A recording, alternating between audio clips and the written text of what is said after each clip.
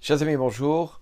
J'aimerais avoir une réflexion avec vous sur le fait du déterminisme et ce que nous dit la Torah, qui est une sorte de déterminisme, et comment nous devons agir dans la vie. En fait, lorsqu'il y a un danger, comment devons-nous réagir? Est-ce que l'on doit fuir ou on doit dire avec la imuna, bitachon, avec la foi et la confiance en Hachem, dire non, c'est Hachem, il nous aidera. On le voit ici dans la paracha de cette semaine à propos d'Abraham Avinu lorsqu'il y a eu cette épidémie de famine dans laquelle il s'est sauvé avec sa femme dans un autre pays, en Égypte, pour justement se préserver. Est-ce que nous devons faire de façon identique lorsqu'il y a une épidémie? Alors, il y a un Rav extraordinaire. Le Rav, il s'appelle comme ça le Rashbatz. Le Rashbash, Rabbi Shlomo ben Shimon Doran, qui était le fils du Rashbatz, d'accord. Et c'est un Rav qui a vécu en 1400 et qui a vécu très peu de temps, 67 ans. Il est décédé à 67 ans à peu près. Il a vécu en Algérie, à Alger plus particulièrement. Et il a étudié avec son père et il a écrit des livres. D'ailleurs, il s'est intéressé à la science. Il est devenu Dayan, ça il faut le savoir, et grand Rav d'Alger à cette époque-là. En 1444, il est devenu le Rav d'Alger. Mais il s'est intéressé à la science, d'ailleurs il s'est occupé de médecine, voire même de philosophie. Et ce Rav-là, justement, il pose une question très intéressante. Il nous dit comme ça, dans la Gemara de Rosh Hashanah que l'on connaît tous, la Gemara nous dit comme ça, Amar Rabbi Kruspedai. Rabbi Kruspedai, il a dit comme ça, au nom de Rabbi Yochanan, il y a 3 livres qui sont ouverts à Rosh Hashanah. L'un, ceux des mécréants parfaits, on va dire comme ça.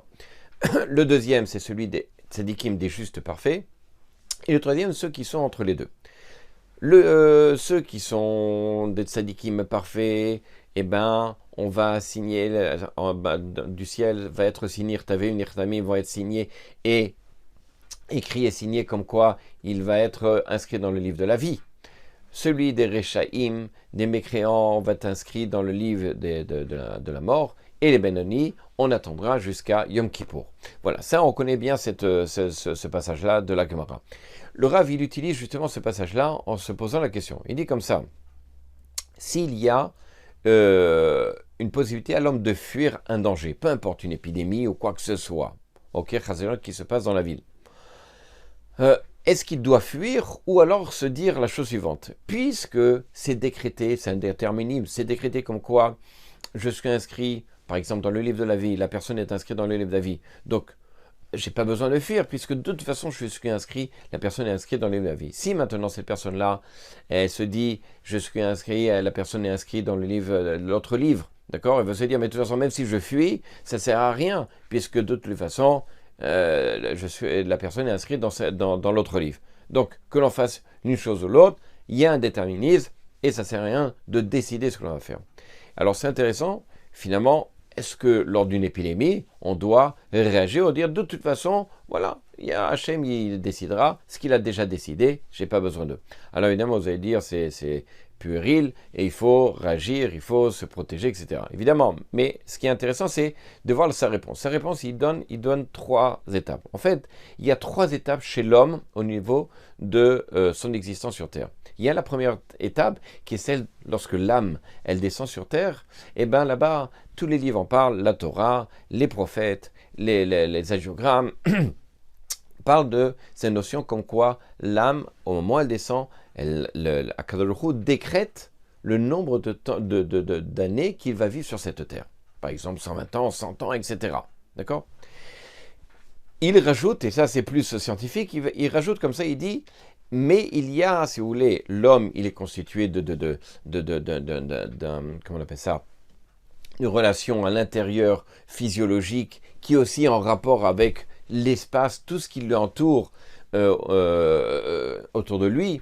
Donc, s'il se met, voilà, par exemple, s'il y a un déséquilibre dans la nourriture, mais aussi au niveau atmosphérique, s'il y a la pollution, etc., alors effectivement, il peut diminuer le nombre d'années qu'il vit. En fait, si on fait attention à soi, c'est ce qu'il voudrait dire, eh bien alors on va vivre ce qui a été déjà décrété. Il dit il y a une deuxième étape, qui est celle que, en fonction des actes que l'on fait, des mitzvot, ou chasé shalom, ou l'inverse, on fait des mauvais actes, eh bien on va soit additionner les années de vie. En plus, si je fais des actes positifs, alors je vais additionner ce qui a été décrété et je vais continuer à vivre comme il faut. Et si, chasé shalom, la personne elle faute, alors elle va diminuer. C'est un peu comme des malus, bonus-malus.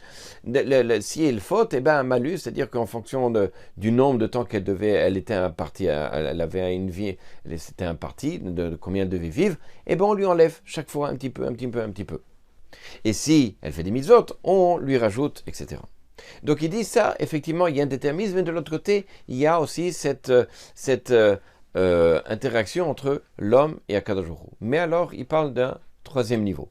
Le troisième niveau, c'est intéressant, il dit que la chose suivante, c'est que bien qu'il y ait un déterminisme, l'âme elle descend, elle va vivre tant de temps, et que chaque année, à Rosh Hashanah, on décide en fonction des mitzvot justement, et des mauvaises actions, si on lui donne ces années-là, on lui enlève des années, etc.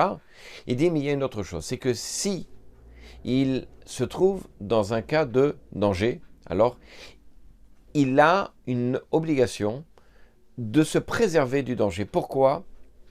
Parce que ce n'est pas parce qu'il y a un déterminisme que automatiquement il y a un déterminisme sur la façon dans laquelle je vais réagir. À savoir, c'est que lorsqu'il y a par exemple une épidémie dans une ville ou n'importe quel danger, l'homme a l'obligation de fuir pour éviter de mourir parce que c'est une nuitance, parce que c'est, encore une fois, au niveau de ce troisième niveau qui est que on ne peut pas aller en dehors de ce qui est la nature. C'est-à-dire que s'il y a le feu, je ne vais pas dire mais de toute façon je vais vivre, et ça a l'air logique comme ça, pourtant il explique, et ça, le Rama dans le Shulchan Aruch, il rapporte justement dans Yoredea, dans le chapitre 117, il nous dit la chose suivante, c'est qu'effectivement, lorsqu'il y a une épidémie, on doit fuir la ville.